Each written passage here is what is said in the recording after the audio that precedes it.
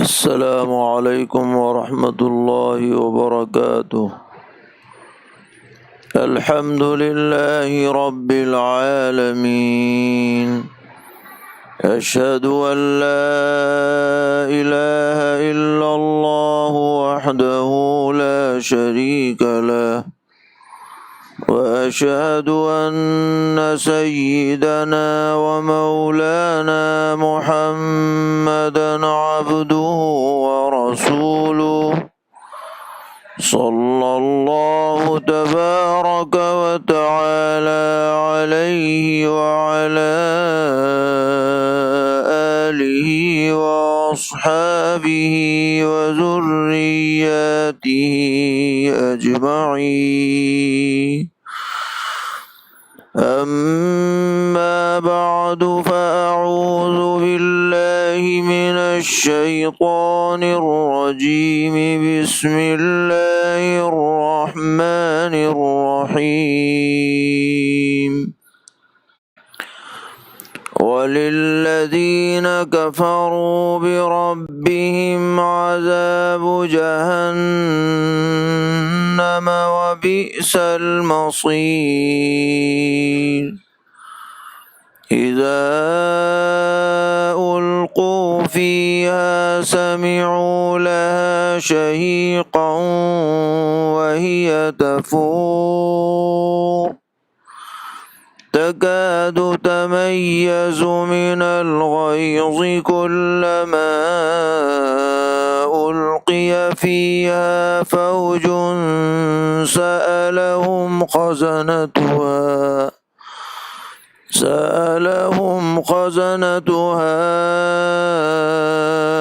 ألم يأتكم نذير؟ قالوا بلى قد جاءنا نذير فكذبنا وقلنا ما نزل الله من شيء إن أنتم إلا في ضلال كبير۔ وقالوا لو كنا نسمع أو نعقل ما كنا في أصحاب السعير، فاعترفوا بذنبهم فسحقا لأصحاب السعير۔ صدق اللہ مولانا العلی العظیم۔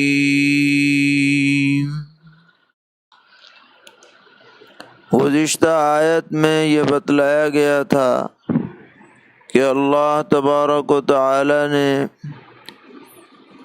آسمانوں کی زینت کے لیے ستارے پیدا فرمائے ہیں،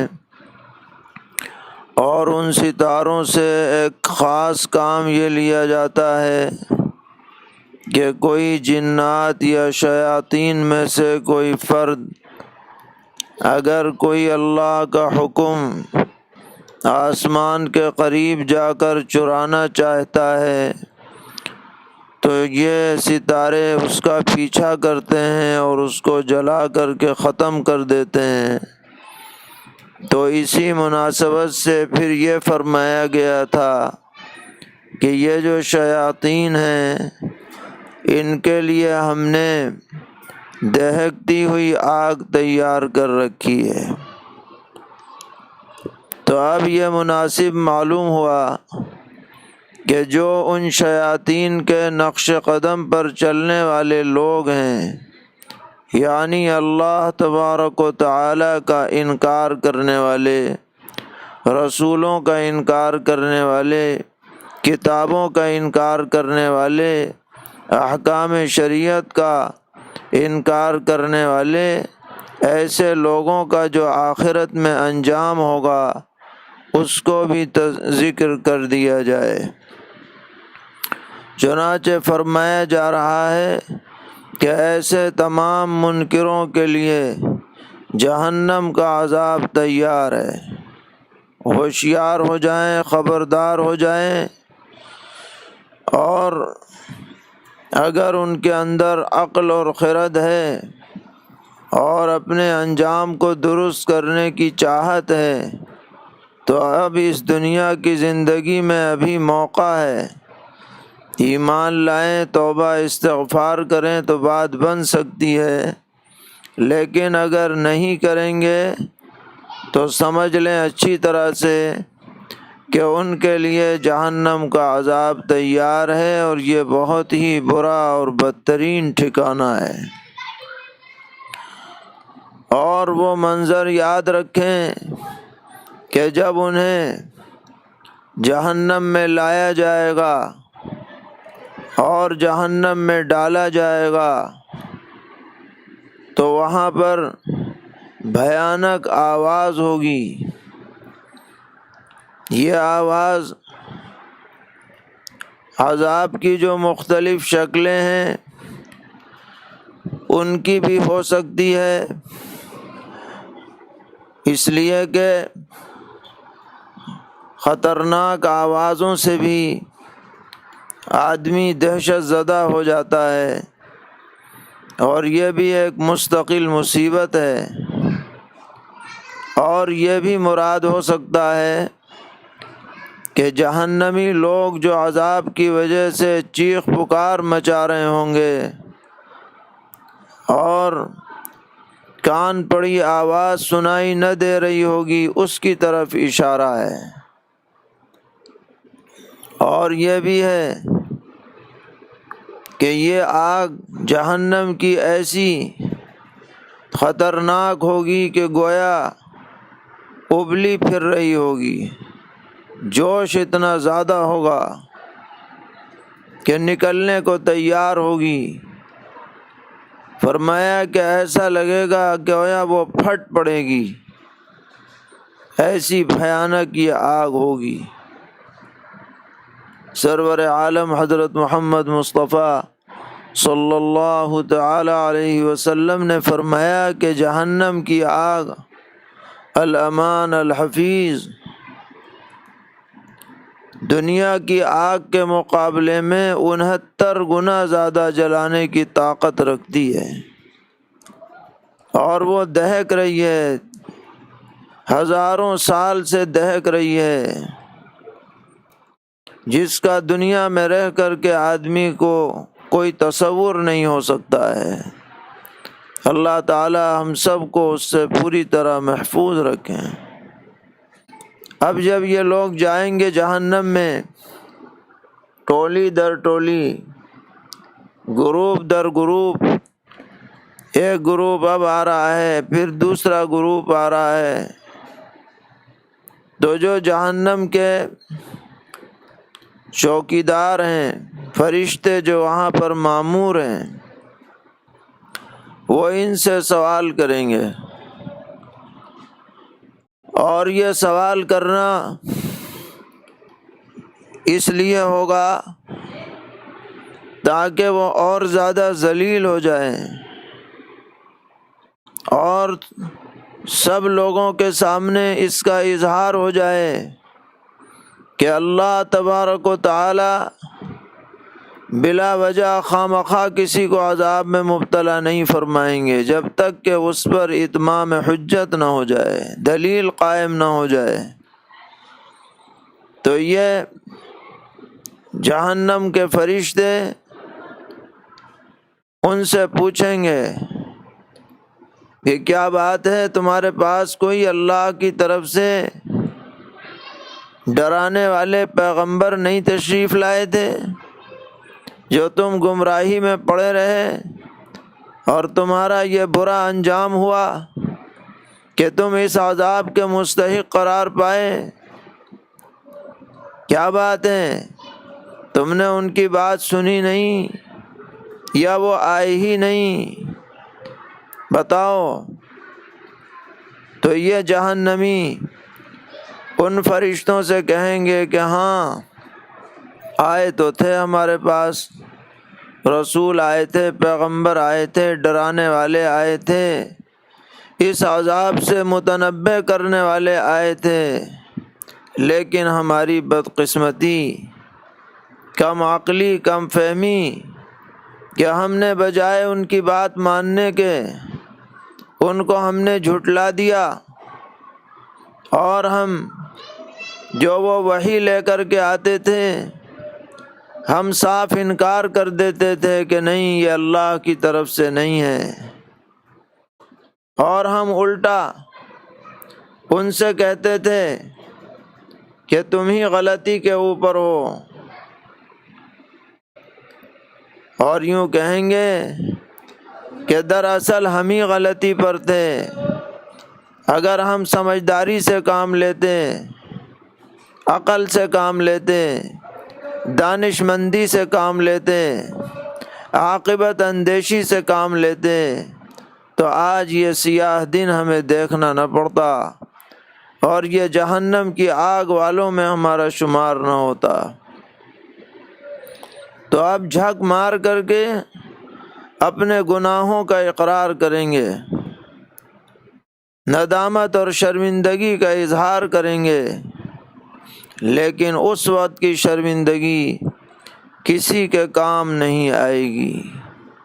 شرمندگی اگر ہے تو آج دنیا کی زندگی میں موقع ہے، جب تک نزع کا عالم نہ ہو توبہ کا دروازہ کھلا ہوا ہے، معافی کا دروازہ کھلا ہوا ہے، اللہ تبارک و تعالی کی طرف سے بخشش کا پورا اعلان ہے۔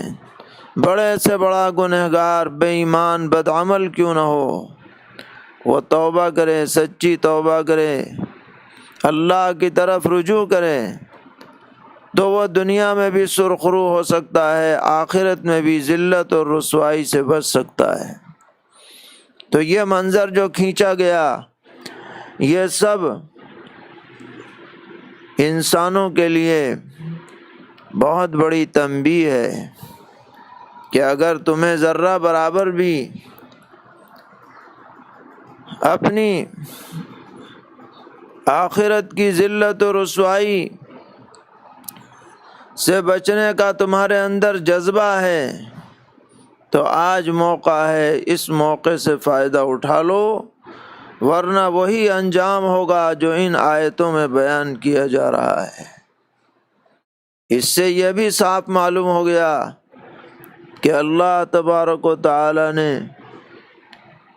انسانوں کی ہدایت کے لیے ہر جگہ، ہر زمانے میں اپنے خاص بندوں کو بھیجا، مبعوث فرمایا، رسولوں کو، پیغمبروں کو بھیجا، کتابوں کو اتارا، جنہوں نے اپنی ذمہ داری بحسن و خوبی انجام دی، تاکہ عالمی پیغمبر بنا کر قیامت تک کے لیے ہادی اور رہبر بنا کر خاتم النبیین حضرت محمد مصطفیٰ صلی اللہ تعالی علیہ وسلم کو مبعوث فرمایا۔ اب کامیابی کا سارا مدار آپ کی غلامی پر ہے، آپ کے طریقے پر چلنے پر ہے، آپ کی اتباع پر ہے۔ آپ نے جن عقائد کی تعلیم دی ان عقائد کو اپنانے پر ہے۔ آپ نے جو عبادت، معاشرت، معاملات، اخلاق کے بارے میں ہدایات دیں ان ہدایات پر عمل کرنے میں ہے۔ اگر اس کے اوپر آدمی قائم نہ رہے تو وہ آخرت میں ندامت اور شرمندگی سے بچ نہیں پائے گا۔ فرمایا وَلِلَّذِينَ كَفَرُوا بِرَبِّهِمْ عَذَابُ جَهَنَّمَ وَبِئْسَ الْمَصِيرُ۔ اور جو لوگ اپنے رب کے منکر ہوئے ان کے واسطے دوزخ کا عذاب ہے اور وہ بری جگہ جا پہنچے۔ اذا القوا فيها سمعوا لها شهيقا وهي تفور، جب اس میں ڈالے جائیں گے تو سنیں گے ان کا دھاڑنا اور وہ اچھل رہی ہوگی، یعنی آگ بس نکل پڑ رہی ہوگی۔ تکاد تمیز من الغیظ، ایسا لگتا ہے کہ جوش کے مارے پھٹ پڑے گی۔ کلما القی فیہا فوج سألهم خزنتها الم یأتکم نذیر، جس وقت اس میں داخل کی جائے گی ایک جماعت تو جہنم کے داروغہ ان سے پوچھیں گے کیا تمہارے پاس کوئی ڈر سنانے والا نہیں آیا تھا؟ قالوا بلی قد جاءنا نذیر، تو وہ جواب دیں گے کیوں نہیں، ہمارے پاس پہنچا تھا ڈر سنانے والا، یعنی پیغمبر آئے تھے، رسول آئے تھے، ہادی اور رہبر آئے تھے۔ فَكَذَّبْنَا وَقُلْنَا مَا نَزَّلَ اللَّهُ مِن شَيْءٍ إِنْ أَنْتُمْ إِلَّا فِي ضَلَالٍ كَبِيرٍ، پھر ہم نے ان کو جھٹلایا اور یہ کہا کہ اللہ نے کوئی چیز نازل نہیں کی اور تم بڑے بہکاوے میں پڑے ہو، یعنی ہم نے پیغمبروں کو جھٹلایا، ان کو گمراہ قرار دیا، ان کی بات نہیں مانی، آئے تو تھے وہ۔ وَقَالُوا لَوْ كُنَّا نَسْمَعُ أَوْ نَعْقِلُ مَا كُنَّا فِي أَصْحَابِ السَّعِيرِ، اور کہیں گے کہ اگر ہم ہوتے سننے اور سمجھنے والے تو آج ہم جہنم کے اور دوزخ کے اندر جانے والوں میں شامل نہ ہوتے۔ فَاعْتَرَفُوا بِذَنبِهِمْ فَسُحْقًا لِأَصْحَابِ السَّعِيرِ، سو انہوں نے اپنے گناہوں کا خود ہی اقرار کر لیا، تو بربادی اور تباہی ہے جہنم والوں کے لیے، یعنی اقرار تو کرنا پڑے گا، دنیا میں نہیں کرو گے تو آخرت میں کرنا پڑے گا۔ اس لیے عقل مندی کا تقاضا یہ ہے کہ ابھی سدھر جاؤ، ابھی اللہ نے ڈھیل دے رکھی ہے، موقع عطا کر رکھا ہے۔ تو یہ آیات تمام انسانیت کے لیے، تمام ان لوگوں کے لیے جو غلط راستے پر چل رہے ہیں، عبرت اور نصیحت کا پیغام دینے والی ہیں، قبل اس کے کہ وہ وقت آئے جب کوئی شرمندگی اقرار کام نہیں آئے گا۔ آج ابھی موقع ہے، اس سے فائدہ اٹھانا چاہیے۔ اس کے بعد اسی مناسبت سے اہل ایمان کا تذکرہ کیا گیا، فرمایا کہ یہ تو انجام ہوگا جہنمیوں کا، منکروں کا، بے ایمانوں کا، بدعملوں کا، لیکن دوسری طرف ہمارے وہ بندے جو بن دیکھے اپنے رب سے ڈرتے ہیں، آنکھوں سے دیکھا نہیں ہے مگر دل ان کا اللہ کے ڈر کی وجہ سے کانپتا رہتا ہے۔ اس کے دو مطلب بیان کیے گئے ہیں۔ ایک مطلب تو یہ ہے کہ بن دیکھے اللہ تعالیٰ پر ایمان لاتے ہیں، بن دیکھے رسول اللہ پر ایمان لاتے ہیں، بن دیکھے آخرت پر ایمان لاتے ہیں، بن دیکھے جنت جہنم پر ایمان لاتے ہیں، تقدیر پر ایمان لاتے ہیں، تمام عقائد کو دل کی گہرائیوں سے تسلیم کرتے ہیں، یہی ایمان ہے۔ الذین یؤمنون بالغیب، دیکھ کے آدمی کوئی بات مانے، یہ کیا بڑی بات ہے؟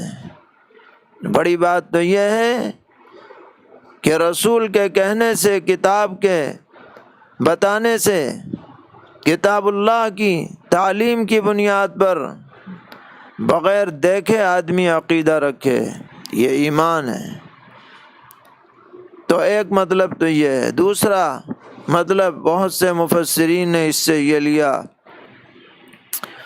کہ یہ لوگ تنہائی میں اللہ سے ڈرتے ہیں اور یہ یقین رکھتے ہیں کہ اللہ تبارک و تعالی ہمیں دیکھ رہے ہیں اور ہمیں سزا دینے پہ قادر ہیں،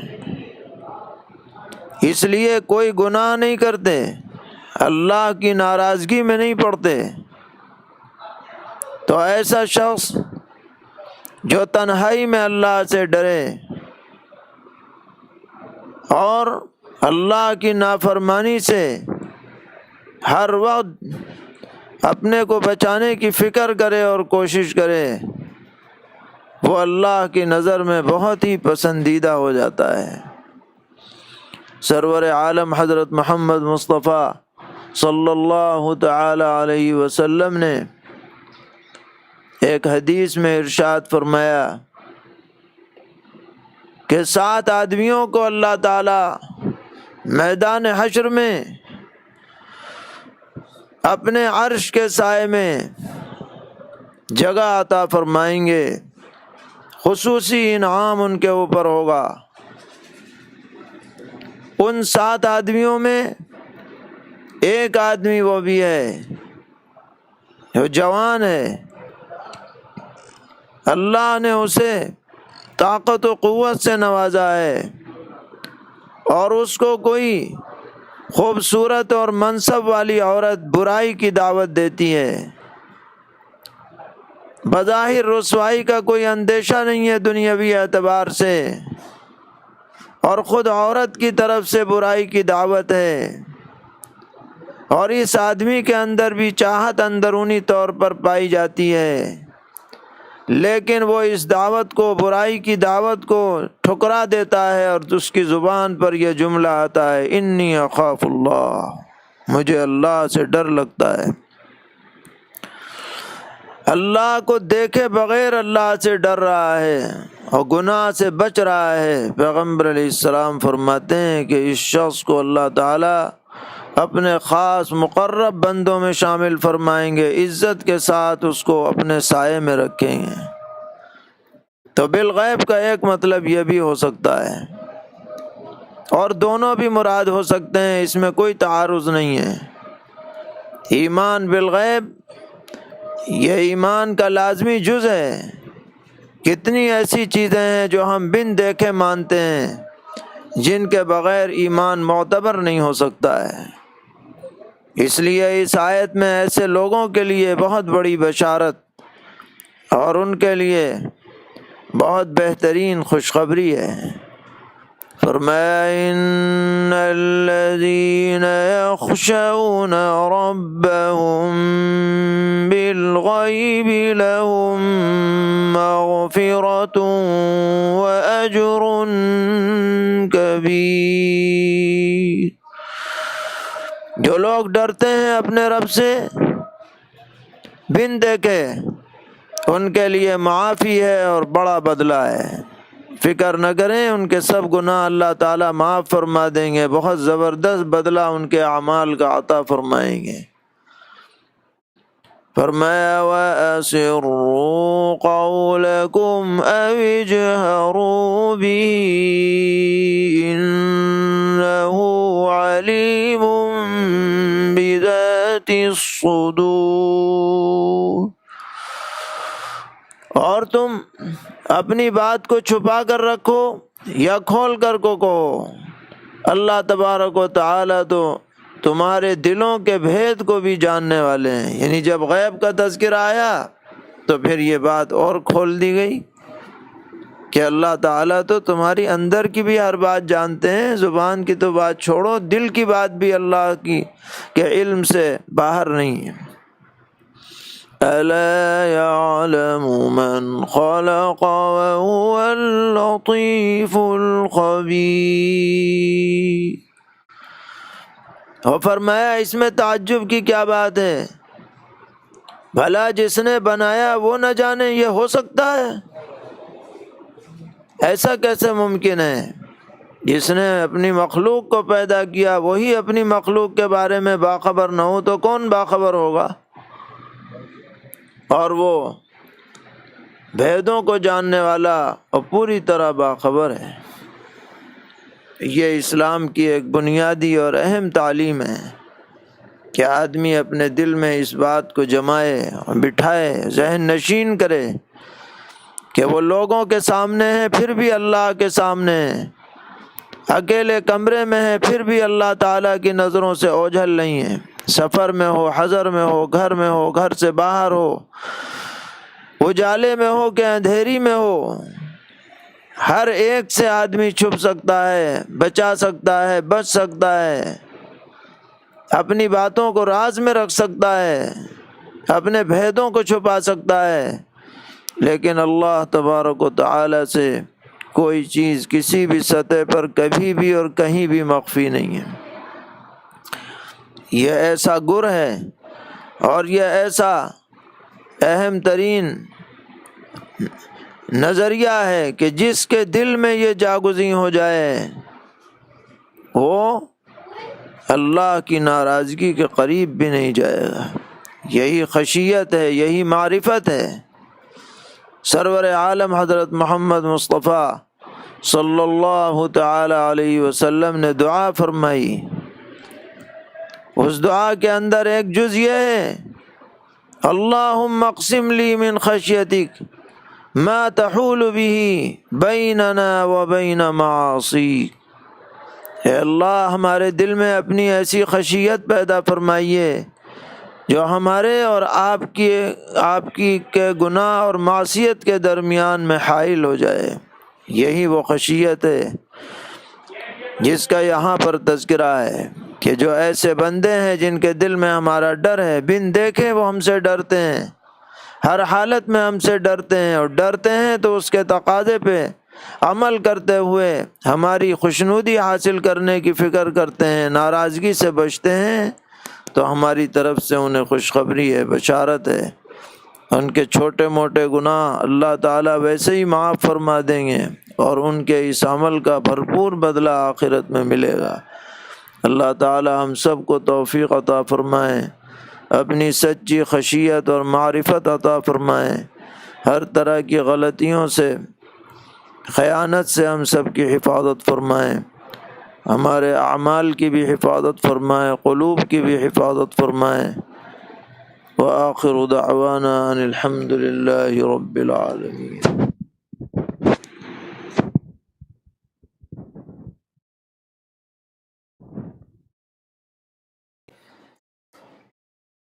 نحمده ونصلي